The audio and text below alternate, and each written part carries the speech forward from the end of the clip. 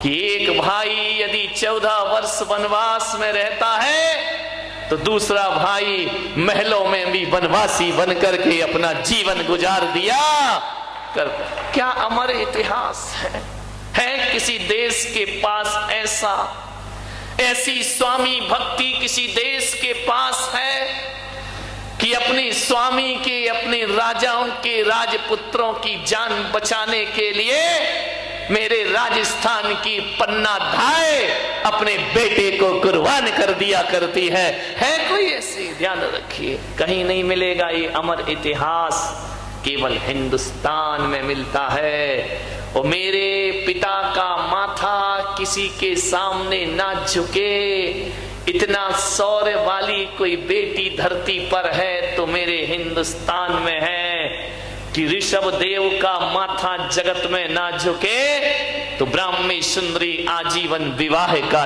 त्याग कर दिया करती है कि हम विवाह नहीं करेंगे लेकिन अपने पिता का माथा नहीं झुकने देंगे। है कहीं ऐसी विरासत, ऐसी संपदा किसी देश के पास कि राणा की बेटी घास की रोटी खाना स्वीकार करती है लेकिन किसी के सामने झुकना स्वीकार नहीं, हाथ नहीं फैलाया कभी? बहुत इतिहास है।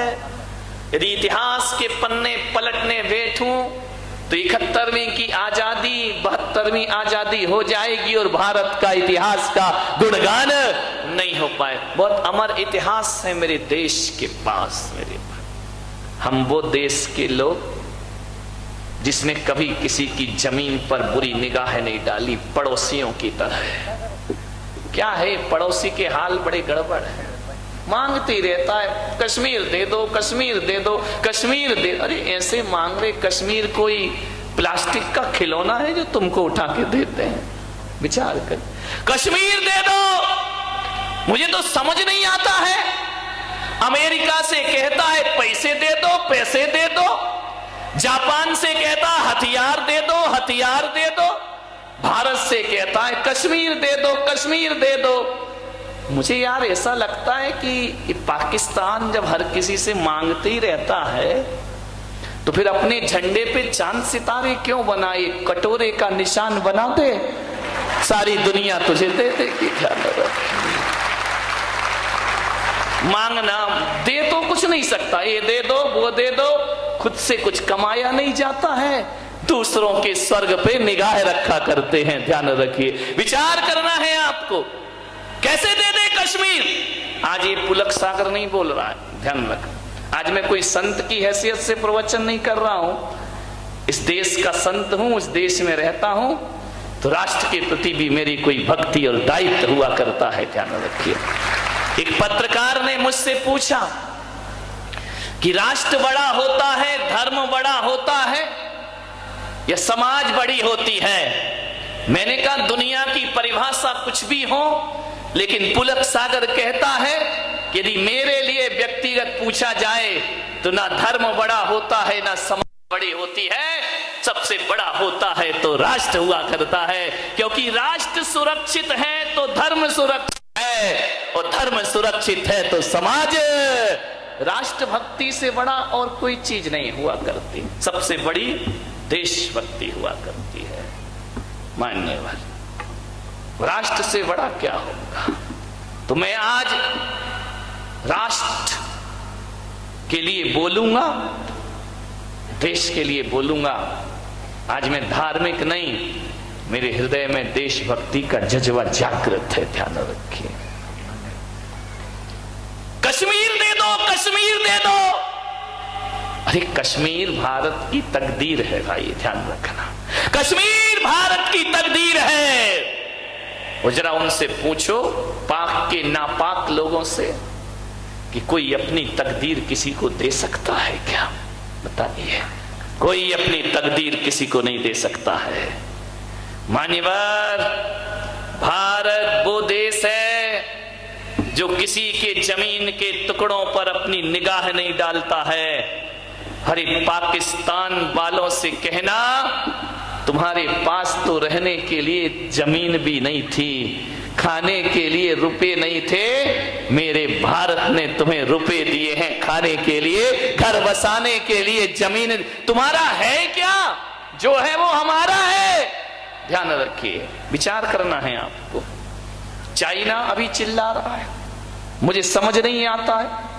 लोगों ने कहा कि चाइना के सामान का बहिष्कार करो, चाइना से जो भी आ रहा है उसे बहिष्कार करो, कोई मत खरीदो, अपने देश के प्रति गर्व करो। बहिष्कार करना चाहिए, मैं भी समर्थन में नहीं हूं, बहिष्कार करो वहां के सामान का। लेकिन मैं थोड़ा सा नेताओं से पूछना चाहता हूं, जनता से तो बहिष्कार कराते हो, फिर उनका माल भारत में मंगाते क्यों हो?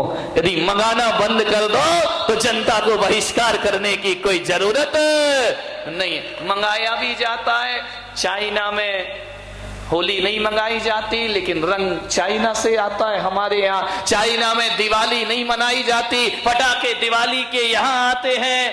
पहले देश के नेताओं को एक संकल्प करना चाहिए कि किसी भी बंदरगाह या किसी भी प्लेन से चाइना का सामान हमारे हिंदुस्तान में नहीं आना चाहिए।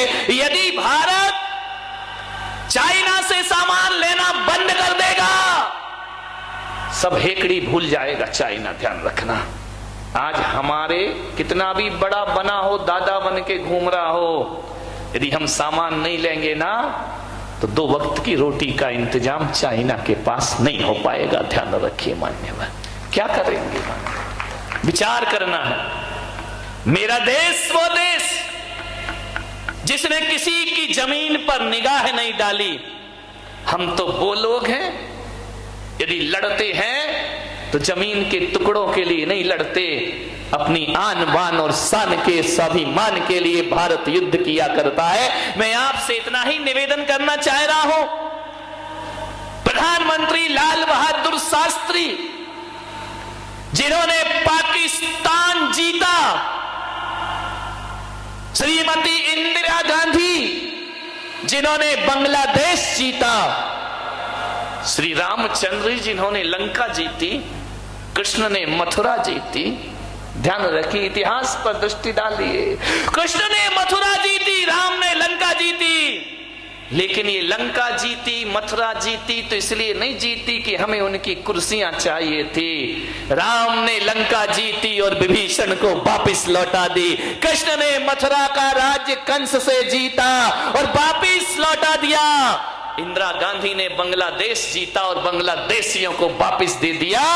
और लाल बहादुर शास्त्री ने पाकिस्तान जीता और भीख में उनका पाकिस्तान उन्हें वापिस